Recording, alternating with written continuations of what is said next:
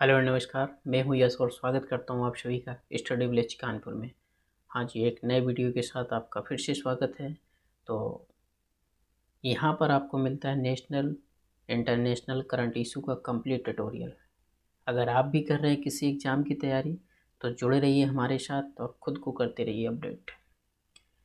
जी हाँ, आज की वीडियो में हम चर्चा करेंगे ये लेफ्ट विंग राइट विंग, आखिर इंडियन जो पॉलिटिक्स है या कहें कि पूरी हमारी जो वर्ल्ड की पॉलिटिक्स है सारी कंट्रियों की, ज़्यादातर यही आपको देखने को मिलता है।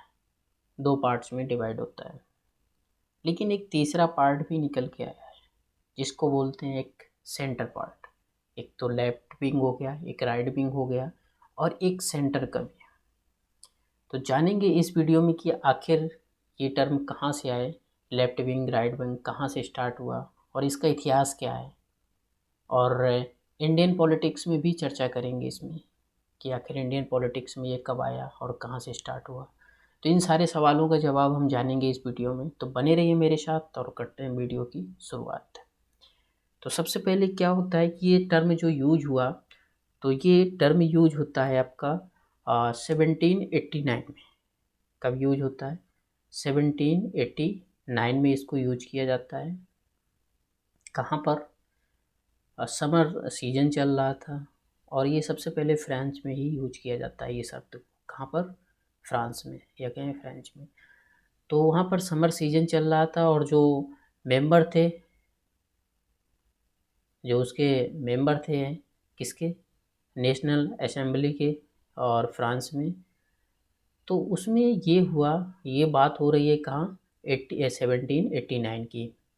तो वो सभी लोग इकट्ठा हुए जो मेंबर थे और एक कॉन्स्टिट्यूशन का ड्राफ्ट किया गया, मतलब एक संविधान का एक मसौदा जो था वो तैयार किया गया।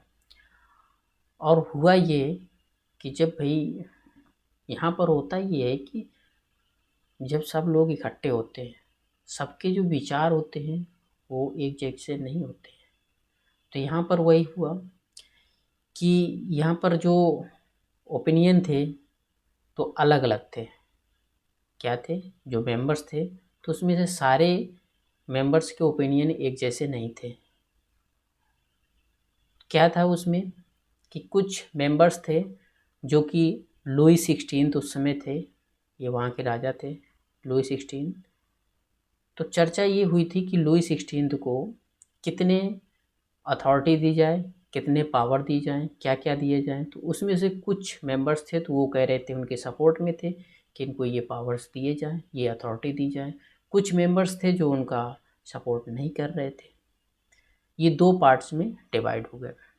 जब ये दो पार्ट्स में डिवाइड हो गए तो इसमें क्या था कि मैंने बताया कि कुछ जो मेंबर्स थे तो वो सपोर्ट कर रहे थे मोनार्ची का, जो मतलब राजशाही होता है। इसका वीडियो मैंने बनाया है कि राजशाही क्या होता है, लोकतंत्र क्या होता है, डेमोक्रेसी क्या होता है, कम्युनिस्ट क्या होता है। ये ऊपर लिंक आ रहा होगा, उसमें जाकर के आप देख लीजिए, आई बटन पे मिल जाएगा आपको ये सारी डिटेल।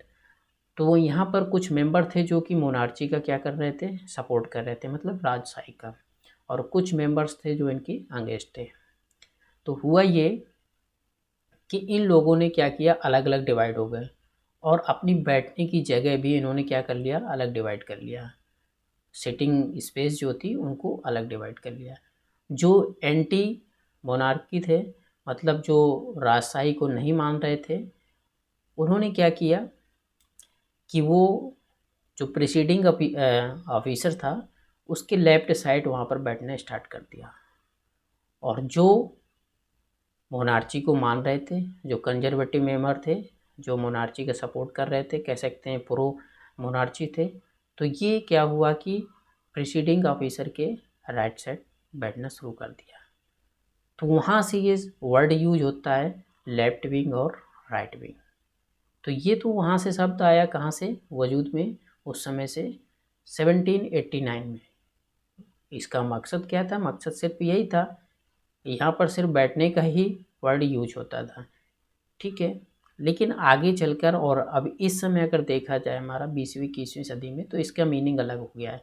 तो पहले स्टार्टिंग तो ये सिर्फ बैठने का हुआ कि लेफ्ट साइड बैठेंगे, राइट साइड बैठेंगे, लेकिन इस समय जो इसका है वो अलग है। तो आगे देखते हैं क्या है। अब इसमें क्या हुआ, वेन ये जो आइडियोलॉजी यहाँ पर जो विचारधारा से, अब ये क्या था कि पहले तो ये सिर्फ बैठने के लिए था। कहाँ? बैठने के लिए, कि लेफ्ट साइड और राइट साइड जो भी इनका प्रीसीडिंग ऑफिसर था तो उसके लेफ्ट साइड या राइट साइड बैठने का था। लेकिन बाद में आकर क्या हुआ कि इसका न्यूज़पेपर में बहुत ज़्यादा यूज हुआ, लेफ्ट विंग्स और राइट विंग्स, और लगभग में कंटिन्यू ये 1790 तक।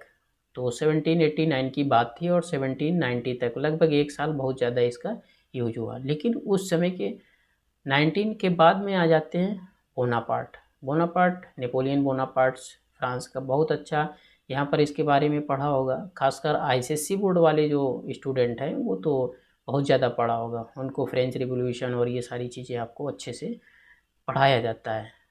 ठीक है, देश का भले ही ना पढ़ाया जाए। तो यहाँ पर बोनापार्ट आ जाते हैं और क्या करते हैं, ये कॉन्सेप्ट जो लेफ़्ट और राइट का था तो एकदम डिसअपीयर्ड हो जाता है, मतलब एक तरीके से पूरा ये क्या होता है, ख़त्म हो जाता है। तो लुई 16 में तो ये यूज हुआ था लेफ़्ट राइट, और लेकिन जैसे ही 1719 के बाद में बोनापार्ट आ जाते हैं तो यहाँ पर ये वर्ड्स बिल्कुल डिसअपीयर्ड हो जाता है, बिल्कुल कहीं भी ये यूज नहीं होता है। लेकिन फिर होता ये है कि इस 1814 में, कब? 1814 में, 1814 में होता ये है कि जो वहाँ की लिबरल और कंजर्वेटिव असेंबली है तो यहाँ पर फिर से स्टार्ट हो जाता है लेफ़्ट और राइट का। और ये 19 सेंचुरी में, मिड 19 सेंचुरी में न्यूज़पेपर और न्यूज़पेपर में यूज होने लगता है फ्रांस में लेफ़्ट टू राइट, लेफ़्ट और राइट, और अपोजिट पार्टिकल्स आइडियोलॉजी। अब यहाँ से क्या होता है, ये 1814 या कह सकते हैं 19th सेंचुरी के मिड में इसका सिर्फ बैठने से मतलब नहीं रह जाता, यहाँ पर ये बन जाता है क्या, आइडियोलॉजी, मतलब एक विचारधारा बन जाती है। लेफ्ट मतलब यहाँ पर ये हुआ कि उसको मानने वाले, और जो उसको जो फेवर में होते हैं वो राइट हो गए, और जो उसके अपोजिट हैं वो लेफ्ट हो गए। तो ये एक आइडियोलॉजी बन जाती है। क्या बन जाता है यहाँ, आइडियोलॉजी। अब यहाँ से बैठने का इसका कोई भी मकसद नहीं रहता है। और बाद में क्या होता है कि इसमें से कुछ हो जाते हैं जो कि सेंटर लेफ्ट होते हैं, कुछ होते हैं सेंटर लेफ्ट होते हैं, राइट होते हैं, और कुछ एक्सट्रीम लेफ्ट होते हैं, मतलब पूर्णतः लेफ्ट हो जाना। ठीक है, और जो इनका कुछ एक्सट्रीम राइट होते हैं जो पूर्णतः राइट हो जाते हैं। अब यहीं पर एक आता है कि अभी हमारा देखा जाए अभी हाल ही का, तो वहाँ पर जो मैक्रोन की जो वहाँ पर प्रेसिडेंट हैं फ्रांस के अभी लेटेस्ट में, तो उनकी भी आइडियोलॉजी क्या है, वो कहते हैं कि उनकी जो अपोजिशन पार्टी है तो वो क्या है, वो लेफ्ट है, और ये कहते हैं कि ना मैं लेफ्ट हूँ और ना मैं राइट हूँ, मैं क्या हूँ, सेंटर। अब ये सेंटर कैसे हो सकते हैं, तो पहले हम इसकी आइडियोलॉजी समझ लेते हैं कि लेफ़्ट और राइट की आइडियोलॉजी क्या होती है, आखिर लेफ़्ट और राइट की जो विचारधारा है वो क्या होती है। अब यहाँ पर ये आया कि हाँ, इसमें वही कि 18 सेंचुरी में ये क्या होता है, फैल जाता है, और 18 सेंचुरी में ये कम्प्लीटली क्या होता है, वर्ल्ड में आ जाता है। लेकिन स्टार्टिंग में क्या होता है, जितने इंग्लिश बोलने वाली कंट्रीज होती हैं वो यूज नहीं करती हैं, लेकिन कुछ ईयर्स तक, लेकिन बाद में ये वर्ड्स अच्छे से यूज होने लगते हैं सारी कंट्री में। 20 सेंचुरी में क्या होता है, आते आते ये बहुत ज़्यादा ही पॉपुलर हो जाता है। और ये सिर्फ वर्ड्स जो होता है, ये सिर्फ अब बैठने वाला सिस्टम नहीं रहा, ये वर्ड्स क्या हो गया, ये एक आइडियोलॉजी हो गई। लेकिन अभी भी अगर देखा जाए तो यूएसए की जो वहाँ की पार्लियामेंट है यूएस की, तो वहाँ पर भी क्या होता है कि जो रिपब्लिकन पार्टी है वो बैठती है face to face in house and और जो सीनेट चैम्बर में, और दोनों एक दूसरे के अपोजिट ही बैठते हैं। तो ये तो हो गया कि हमारा पहले ये बैठने से स्टार्ट हुआ, लेकिन बाद में किस में आ गए इसमें, कि ये आइडियोलॉजी में आ गए।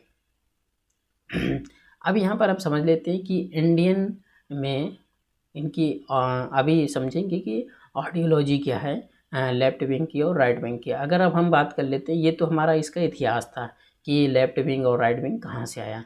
तो 1789 से स्टार्ट होता है, लुई 16 से, और इसके बाद में ये फिर ख़त्म हो जाता है जैसे बोनापार्ट आते हैं, और बोनापार्ट के आने के बाद में जैसे 1814 में फिर वहाँ से आ जाती है राजशाही, मोनार्ची आता है, फिर वहाँ एक कॉन्स्टिट्यूशन बनता है, फिर भी ये वर्ड्स यूज होने लगते हैं। तो फिर वो बैठने वाला सिस्टम सीधे ख़त्म हो जाता है। फिर यहाँ पर ऑडियोलॉजी आ जाती है, विचारधारा मानने और ना मानने वालों के लिए। अगर यहाँ पर इंडियन पॉलिटिक्स की अगर बात करते हैं तो इंडियन पॉलिटिक्स में आपको देखा जाए तो यहाँ पर भारतीय जनता पार्टी है और भारतीय राष्ट्रीय कांग्रेस है।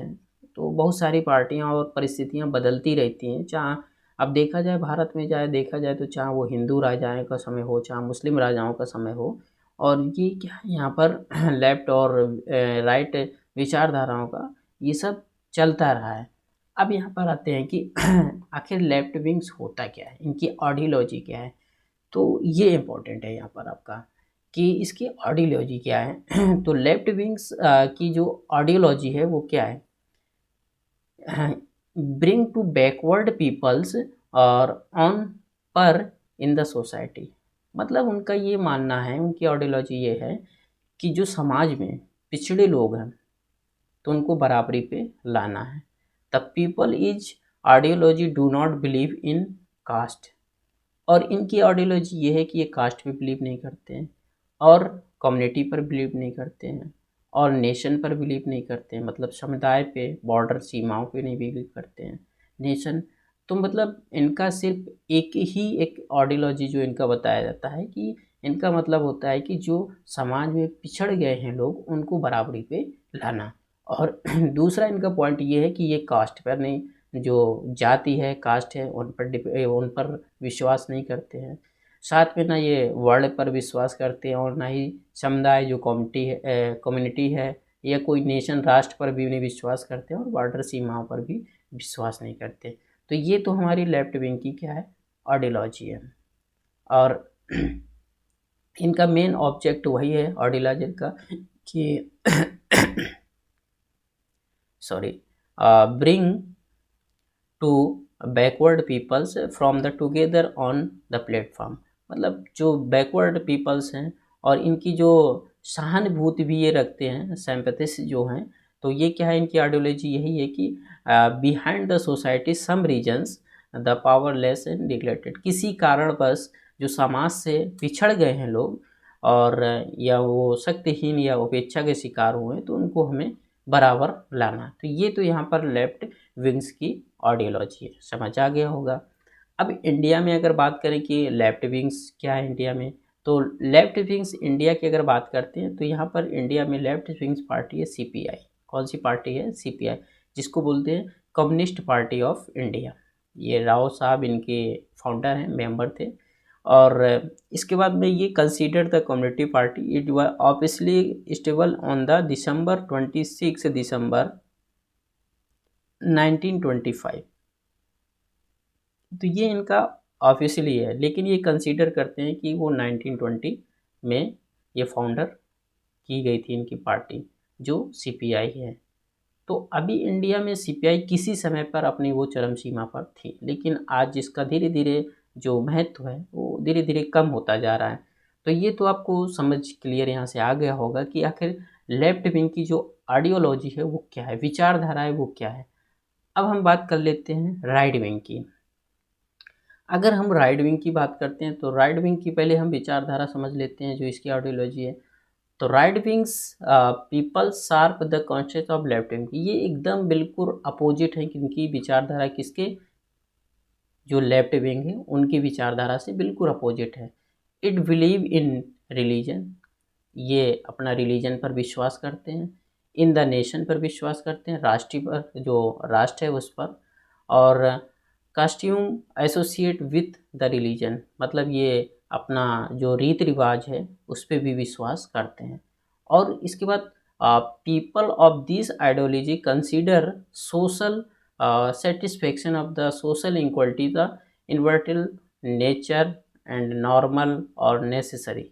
मतलब यहाँ पर ये है कि ये विचारधारा के जो लोग हैं, जो राइट विंग्स के हैं, तो ये सामाजिक जो स्तरीकरण है या सामाजिक असमानता को आप ये हार मानते हैं, और प्राकृतिक सम्मान को भी यह आवश्यकता मानते हैं। और इस प्रकार के जो लोग हैं, such peoples try enhance the tradition, और ये लोग जो होते हैं अपनी जो परंपरा है उन चीज़ों पर भी मानते हैं और उसको साथ में लेकर के आगे बढ़ना जानते हैं। देयर लैंग्वेज, अब यहाँ पर देखा जाए तो हमारे इंडिया में बहुत सारी लैंग्वेज हैं, कि ज़्यादातर अपनी लैंग्वेज, अपनी कम्युनिटी और अपनी तरह, और इकोनॉमिक्स, रिलीजन, इंडिस्टेंट और the society people these ideology believe in the society and carry toward the customs together nation mandatory. तो यहाँ पर जो हमारे राइट विंग्स हैं, तो इनका तो ये विचारधारा है कि समाज में आधुनिकता जो मॉडर्न है, तो वो उसके अलावा पुराने जो हमारे रीति रिवाज हैं, जो ट्रेडिशनल हैं, उन चीज़ों को भी साथ में लेकर के चलना चाहिए। तो यहाँ पर ये राइट विंग्स की है। तो सबसे बड़ा पहलू आता है यहाँ पर कि देखिए, राष्ट्र राष्ट्र को ये लोग राइट विंग से मानते हैं, और साथ में राष्ट्र की जो सीमाएं हैं उनको भी मानते हैं, और साथ में ये भी मानते हैं कि वो जो जितने भी रिलीजन्स हैं, जितने भी उनके फेस्टिवल हैं या कह सकते हैं, और जितने भी इनका पुराना जो रीति रिवाज है उनको साथ में लेकर के सारी चीज़ें ये क्या करते हैं, मानते हैं, जो राइट विंग्स हैं। अब अगर हम राइट विंग्स की बात अगर कर लिया है, तो अब यहाँ पर अगर हम बात करते हैं कि जो भारत में राइट विंग्स हैं, तो भारत में जो राइट विंग्स पार्टी की अगर हम बात करते हैं यहाँ पर, तो ये सबसे पहले आपका यहाँ पर आता है राइट विंग्स में आइडियोलॉजी। अगर इनकी देखें, found the rigid and there the shark concept left of ideology is the very strong the position of the grass root level. और इनके अंदर जो सत्यतापूर्ण मजबूत स्थिति होती है, और अगर हम देखें तो biggest example of the right wings ideology in our country is RSS. जो क्या है, आरएसएस। तो आरएसएस जो एक बड़ा एग्जाम्पल है आपका क्या, राइट विंग्स का। अब इसी से निकली हुई और भी बहुत सारी पार्टियां हैं जो कि आरएसएस को फॉलो करती हैं, और एक तरीके से ये कह सकते हैं जैसे कि उसमें आपका लेफ्ट विंग में सीपीआई है, कम्युनिस्ट पार्टी ऑफ इंडिया, इसी तरीके से राइट विंग्स में अगर देखा जाए इंडिया में तो आरएसएस है, हिंदू नेशनल ऑर्गेनाइजेशन है ये एक तरीके का, और it's principle based on Hindutva. इनका जो प्रिंसिपल है वो हिंदुत्व पे बेस्ड है, और जो है इसका अगर फुल फॉर्म अगर बात करते हैं तो राष्ट्रीय स्वयंसेवक संघ। और इसकी स्थापना की अगर बात करते हैं तो 1925 में इसकी स्थापना हुई थी, और कब, 27 सितंबर की। और वहाँ पर सीपीआई की स्थापना की अगर बात करें तो ऑब्वियसली वो 25 हुआ था, 1925, लेकिन वो लोग 1920 को मानते हैं। अब यहाँ पर चर्चा कर लेते हैं इन दोनों में डिफरेंस क्या है। तो डिफरेंस आपको जैसे कि अभी आप पीछे समझ चुके हैं कि जो लेफ्ट विंग्स हैं वो क्या करती है, ये कास्ट पर विश्वास नहीं करती है, कम्युनिटी पर विश्वास नहीं करती है, नेशनल पे, बॉर्डर पे। और वहीं अगर राइट विंग्स की अगर बात करती है तो ये कास्ट पर विश्वास करती है, कम्युनिटी पर करती है, नेशनल और बॉर्डर पे करती है। और दूसरा अगर हम बात करें तो लेफ्ट विंग जो ideology is bring to backward people together on platform. इनका एक यही विचार है, इनकी जो विचारधारा है कि जो पिछड़े हुए लोग हैं समाज में उनको ऊपर लाया जाए। और right wings will people the consider the social equality to be inverted, और नेचर एंड नॉर्मल और नेसेसरी है, ज़रूरी है लेकिन ये। और दूसरा यहाँ पर है कि peoples from the right wings ideology want to maintain the social and traditional system. भाई जो राइट विंग्स हैं वो अपना मेंटेन करना चाह रहा है क्या, जो इनका सोशल है, ट्रेडिशनल सिस्टम है, but left wing people do not believe in the social and traditional system. ये दोनों ही डिफरेंस है। अब यहाँ पर हम चर्चा कर लेते हैं, जैसे कि मैंने बताया सेंटर में, तो सेंटर के एक सबसे बड़ा एग्जाम्पल आपके पास आ रहा है किसका, फ्रांस का। किसका, फ्रांस का। फ्रांस में क्या है कि फ्रांस जो मैक्रोन वहाँ के अभी प्रेसिडेंट, हाल में ही उनका एक बयान आया, उन्होंने एक स्पीच दिया जिसमें से वो कहते हैं, उनसे पूछा गया, एक पत्रकार ने पूछा कि आप लेफ्ट है या राइट है, तो उन्होंने कहा कि मैं सेंटर हूँ। अब सेंटर में क्या होने का मतलब ये होता है, अब जैसे क्या है कि जो हमारे लेफ्ट वाले हैं तो क्या है, वो कंट्री जो राष्ट्र है उस चीज़ को नहीं मानते हैं, ठीक है। अब यहाँ पर मतलब उनके लिए जो राष्ट्र है एक तरीके का नॉर्मल सी चीज़ है, कोई नहीं है, ठीक है। अब यहाँ पर मैक्रोन का ये कहना है कि भाई हमारे अंदर राष्ट्रीयता है, हम राष्ट्र, हमारा नेशन है, हम राष्ट्र की भावनाओं को और राष्ट्र का हम सम्मान करते हैं, राष्ट्र से बढ़कर कुछ नहीं। लेकिन वहीं पर दूसरा पहलू अगर देखा जाए तो वहाँ पर ये है कि वो कास्टिज्म जो है, वहाँ की जो ट्रेडिशनल है, इन चीज़ों पर कम फोकस करते हैं, और जो वहाँ की कम्युनिटी है इन चीज़ों पर वो कम फोकस करते हैं। तो अब देखिए यहाँ से ये राइट से लेते हैं क्या, नेशन, और लेफ्ट से लेते हैं क्या, कम्युनिटी पर विश्वास न करना और कास्ट पर विश्वास न करना, इन चीज़ों को। तो अब यहाँ पर क्या हुआ कि आपके दोनों चीज़ें, लेफ्ट और प्लस राइट, दोनों चीज़ों को यहाँ कर पकड़ करके वो सेंटर में आ गए। कहाँ पर आ गए, सेंटर में। तो अपने इंडिया में भी बहुत सारी चीज़ें ऐसे देखने को मिलती हैं। कुछ लोग होते हैं जो, कुछ पार्टियाँ भी हैं ऐसी, वो फॉलो करती हैं, कुछ लेफ्ट की आइडियोलॉजी लेकर, कुछ राइट की आइडियोलॉजी लेकर के, उस इस टाइप की जो पार्टियाँ वो सेंटर में आती हैं। किसमें आती हैं, सेंटर में आती हैं। तो ये था हमारा कि लेफ्ट विंग क्या होता है, राइट विंग क्या होता है, इसकी उत्पत्ति कहाँ से हुई, ये टर्म सबसे पहले कहाँ यूज किया गया, और इसका सबसे पहले प्रयोग कहाँ हुआ, ये कुछ उसका हिस्ट्री वाला पार्ट था। फिर इंडिया में लेफ्ट विंग और राइट विंग कैसा क्या है। तो अब बाकी आप खुद समझदार हैं कि आप लेफ्ट विंग क्या है और राइट विंग क्या है, खुद जानते हैं, समझते हैं। आई होप कि वीडियो अच्छा लगा होगा। अगर वीडियो अच्छा लगा है तो वीडियो को शेयर करें, कमेंट कर करके ज़रूर बताएं, और ऐसे ही अपडेट रहने के लिए हमसे जुड़े रहें। मिलते हैं नेक्स्ट वीडियो में। जय हिंद।